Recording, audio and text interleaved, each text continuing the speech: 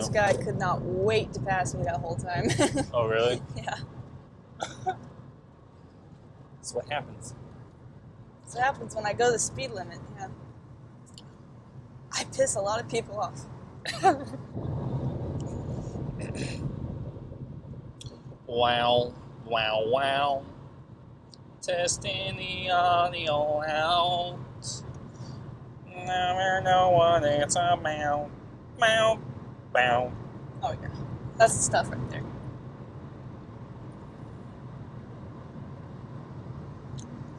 Okay. You say so. I would know. Alright. What? This is the most quiet car ride we've ever had. They said nothing. They do nothing.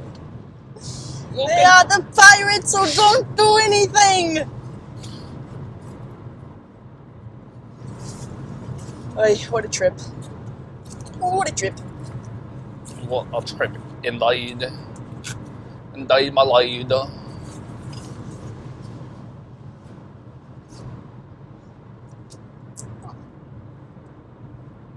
Yeah. So great, your nerves. So I'm wondering how well it's capturing me because I've gone back now. So I just wonder like how wide its field of vision is. Didn't you sit back when you tested it the first time? I don't know. I don't think I thought you did. I thought you yeah, sat back. it's got a good angle, I can tell. Okay. It's got a good angle. Good. I'm glad you can tell. I can tell. It's good. Oh, yeah.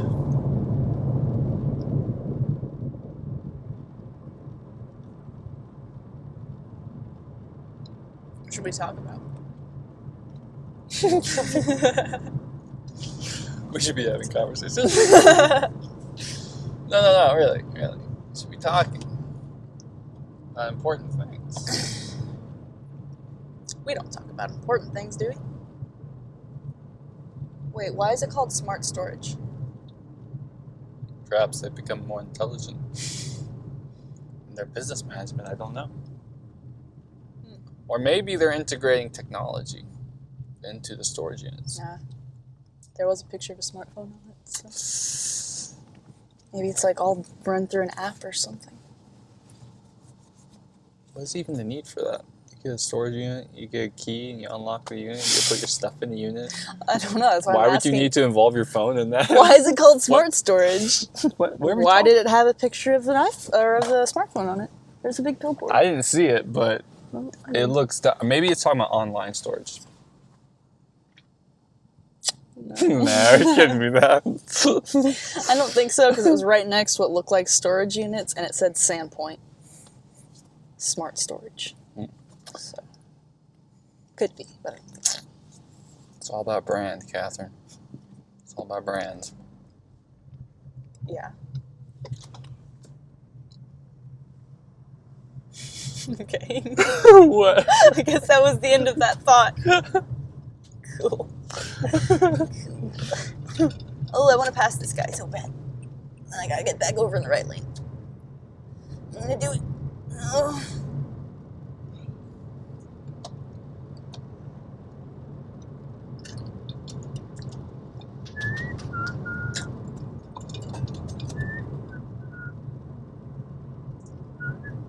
My favorite thing about writing a song when it's like really good is it gives you like, you know, when you find a song you really like and it kind of gives you that high every time you hear it. Right. Yeah, I get that with my own music. Over and over again. The way you just said that. That's awesome. Wow. Yeah, it's true, man. Red is the most, is the color that pops out the most. Like, of all the colors, that is what will grab your attention. Really? Yeah. Why did you say that? No, because I just noticed a woman wearing a red coat, and it really caught my eye as opposed to any of the other, like, even brighter colors that I had seen. And it just kind of, like, proved that to me again. Interesting. It's interesting. Kind of reminds me of that Steven Spielberg movie with What? movie? I think it was Schindler's. I think it's called Schindler's List. I've never actually seen the whole thing, but I believe it has Liam Neeson in it, and it has some other people I can't really remember because I haven't seen it. But I've heard people talk about the ending. It's a whole black and white movie, I'm pretty sure, up until the ending where there's this girl. It's like this little girl in a red coat, and it's just a red that's colored. Interesting. And it's I believe it's like supposed to be at the end of the movie or something like that. So I don't know. I Interesting. need to watch it and check it out. Yeah, but I've heard of what it. you just said reminded me of that. I really wonder if it has something to do with the fact that our blood is red, and it's that like human, like if you see blood, right, you would be immediately drawn towards that because that's danger or someone's hurt, maybe. But I don't, because that's the only really reason I can think of why, other than our receptors pick up red. Yeah. More than, like ferrets and a lot of the animals, they only see in red, and everything else is just like gray. That's weird. And just the red pops out. Huh. So if you ever know someone who has like a rodent and they have all this red crap everywhere, that's probably why. Interesting. Yeah.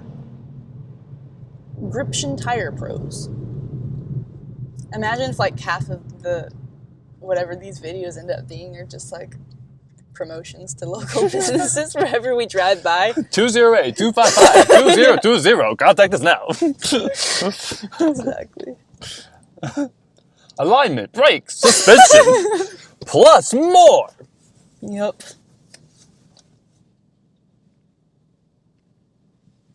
It's weird how many banks pop up, like in chains. Once they get started, you just see them everywhere. Because they have the money. And they always have very nice buildings because they have the money to make those nice buildings. That one especially. Yeah. Some of these banks, they're just so nice. Yeah. You wouldn't even imagine. Beautiful. Some of the banks that you can walk in, it's just, wow. Yeah. You can't believe that is a bank. That's a bank. Like, oh, shoot. I know, it looks like some majestic church or something, and you walk in, you're like, oh my god. Well, you remember in Mary Poppins, the big bank there? Of course. That's Crazy. But that's how they all used to be. I would say all of them, but... Oh. It was more common, anyway. Just buildings in general to be big and yeah, I remember beautiful. that Mary Poppins is set in London. It's true. That's true. I feel like there are a lot of buildings in America, too, though. Oh, yeah. Just the way things used to be built. Just seem to have more... Well, you were saying that. I don't remember who said it, but you were you had quoted... What? I quoted what? I quoted what? What did I quote? Make sure I didn't hit that guy. Something like you only need to look at the architecture to know that man lives for art. That's really butchering it, but something like that. No, it was more like it was just a Facebook post. Something I don't even know. I don't even know if it's a quote. It's just someone. Oh, okay. When you begin to look at older architecture, especially when they carved a lot of stuff out of stone, and there was a lot of fine detail in the stone, you look at a culture and you realize that the men who were creating all that stuff, and even the women, but it was a culture motivated by beauty. And that it was, they were beauty provided motivation for them to build all these crazy things and to do all these crazy things, because there's a lot of insane things that humans have done throughout different civilizations throughout history, all throughout history. And so it's just once you look through all history, you begin to realize that beauty just motivates people in general. And I don't know, I don't know if you've heard about this, but there's a theory, a lot of nature scientists have this theory that bears have this capacity to observe scenic beauty and to enjoy it. Like bears have been observed to stop over at where there would be like a view over a valley, or to show all these mountains, and bears have been observed to stop and stare for hours and overlook, just rugged beauty. So they have this theory that bears have an eye for rugged beauty. And I thought about it, and I was thinking to myself, it's interesting because it was like I was telling you the other day, when I look at animals, I don't see an animal, I see myself. I just see a totally different expression of myself. Because fear, anger, hunger, that sex drive, all of it, we all carry very similar biological needs. At the end of the day, we all need some sort of food or sustenance. We all need energy to survive. Oh. We all have to reproduce. You okay? Yeah. That's just the way this guy was coming up on me. I thought he was going to, hit me. Oh. He came up really fast. But I was listening to. Good. Great. I hope you were taking notes. Of course, while I'm driving, yes. It's like, what were you saying? Well, even cats, though, and dogs, they'll just sit there and stare. Is that different? Well, it's every animal has a capacity for enjoying different things. It seems that every animal is predisposed to specific instincts, and those instincts guide what they like and stuff like that. It's so foggy. Oh my goodness. I know, foggy and raining. Ugh. I don't like how this truck is following me. There are no cars just past me. Well, then pull over, Catherine. Let him just go. Well, Maybe you should give him the freedom to drive. Maybe he should just take some courage. Okay? Maybe he should be a man. Yeah. Even though it's a woman driving. Yeah. Well, that is the day and age we live in, isn't it, Justus? Oh, man. Jeez, you're weird if you're not gay or something. Guess I'm weird. Right? Get out of my car. Okay. No. No, that's what we call a joke. Sarcasm. Sarcasme. Sarcasmically.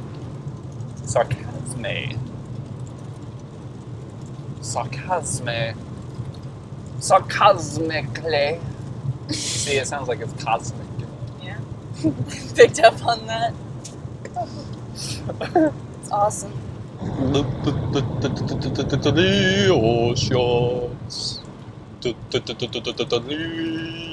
Delicious.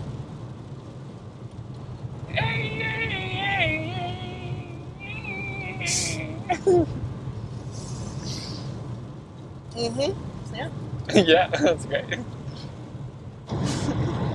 I honestly I can't stop thinking about Beast Games, some of the stuff I watched in there. Yeah. That is just so sick, man. Blows me away. Yeah, well, you were telling me about everyone who, whenever they win money, just getting on it and, rolling around in it. Yeah. What is that? Well, it's just, that's the society we live in. Yeah.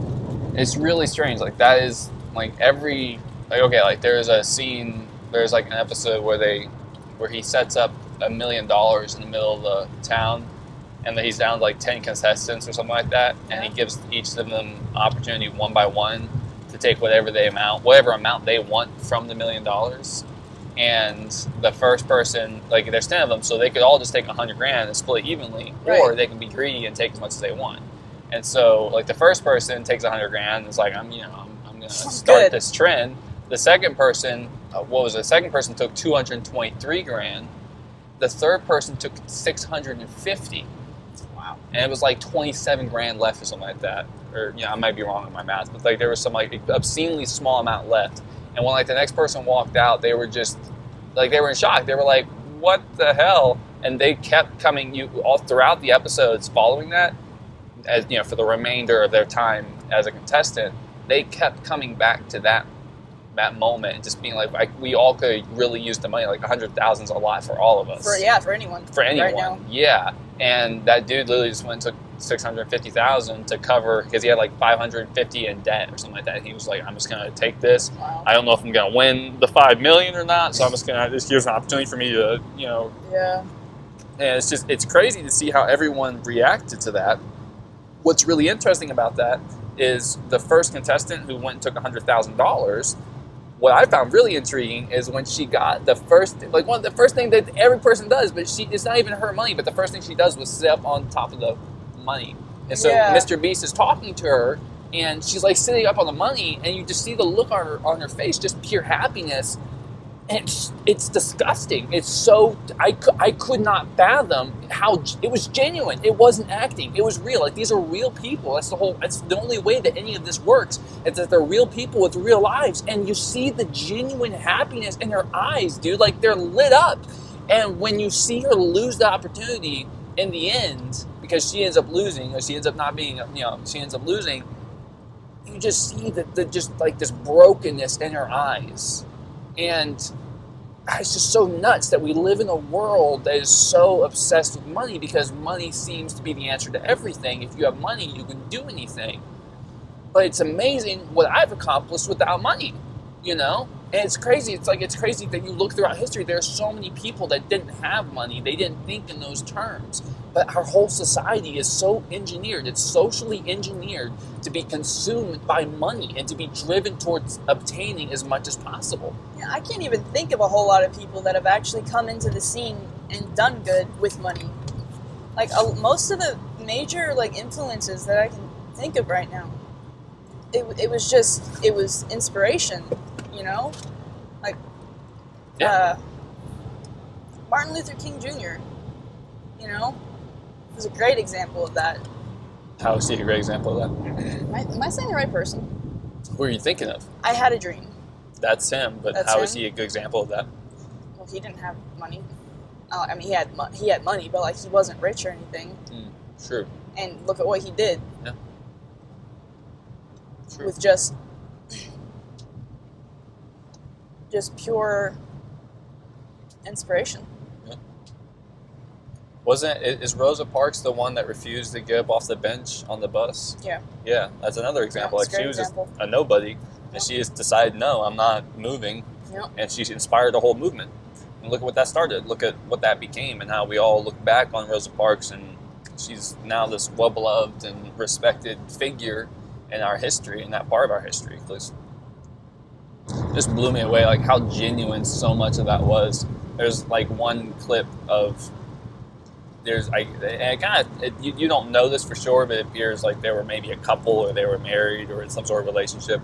But there was this guy and this girl standing next to each other, and they had just lost, and they had just been, removed from the Beast Games. And the woman is she's crying, and she's like, I did this to take care of my kids. I lost my jobs, and she says jobs plural, and she's like, what am I gonna? She's breaking down crying. It's what am I gonna do? So many of these, people entered, 1,000 people, so many of those people entered because they thought it was an actual shot at walking away with something. It's so twisted, man. It is. It's so twisted, because the only way the premise of that show works and can be well executed is if you genuinely have a bunch of people who need the money that bad. And the fact that we live in a society where we can round up 1,000 people for a television show, have them all compete for $5-10 million in cash, and everyone is just they're willing to do anything to get it, dude. See, okay, I know you've never watched Squid Games, but that's Squid Games, that really popular Netflix original. Right, yeah. Where these people, literally that show was a commentary on that, and they were so accurate in the way they depicted it, and it was really obviously dramatized, but if it's here now, where is it headed? Exactly. Yeah. Exactly. I think Squid Games is not stuff like that already happens, just not here, not that we know of, in America. Interesting. But we know that kind of stuff's going on. I'm sure. Well, no, there is. There's things like the Red Room on the deep web. That's true. And there are these other things out there. So it's yeah, there's so much out there, and money. That's the thing, is that when you have obscene amounts of money, you can do anything. You can literally do anything. It's crazy. We live in a world, especially because of the technology. We literally have an individual right now that's de-aging himself, and figuring out how to be immortal and how to live just indefinitely. Isn't he just like essentially swapping out body parts and always having like blood transfusions though? I don't know exactly all the details of it. I think that there were stages to what he was doing. But I don't know anything about it. But the fact that there's even an individual who has the kind of wealth to be able to do that, and the science is there to pursue, shows what a massively different world we live in. We have, last I checked, there were 2 people who were implanted with the Elon Musk Neuralink chip, I believe. Other than Elon, or including I don't think him? he has. I don't think he has one. No. No, I don't think he has one. Oh. No. The world's first ever is this guy who's in a wheelchair, because that's really where the only positive application I see for it is for people who are disabled. I can see that. Because I just don't see how it's a smart idea to integrate your brain with a computer interface, especially with the advent of AI. But anyway, this guy he did an interview talking about what it's like to have that chip in to have that AI, basically, to have that computer wired to his brain. And essentially, if he's playing video games, he just has to look at where he's shooting, and it's dead eye. It's a what do they call a bullshot every time. Where's the challenge bullseye. in that? It's a bullseye every time. Well, he's just talking about his experience with it. Right. It's literally at the speed of thought that these actions are taking place. He just looks and shoots. Wow. And imagine if you integrate someone who has that Neuralink technology, but they are hooked. That Neuralink technology is connected to an exoskeleton, and so an exoskeleton. Interesting. Can you spell that for me? Yeah, EXOSKELETON. Exoskeleton. Anyway, but an exoskeleton that they're building these military exoskeletons that it's basically a suit built around your body, and it makes you can run longer distances, you can punch harder with it, stuff like that, and it essentially knows how to determine your movements, and it just moves where you move. And so it's kind of like this robot built around you that does what you do. And so imagine integrating the Neuralink with an exoskeleton. And imagine that thing being able to, you just do stuff at the speed of thought. So if you have weapons integrated in it, oh wow! Imagine someone's coming at you, and all you have to do is just look at them and think, and a missile rises up and just or a little bullet just, it's a whole new level of warfare.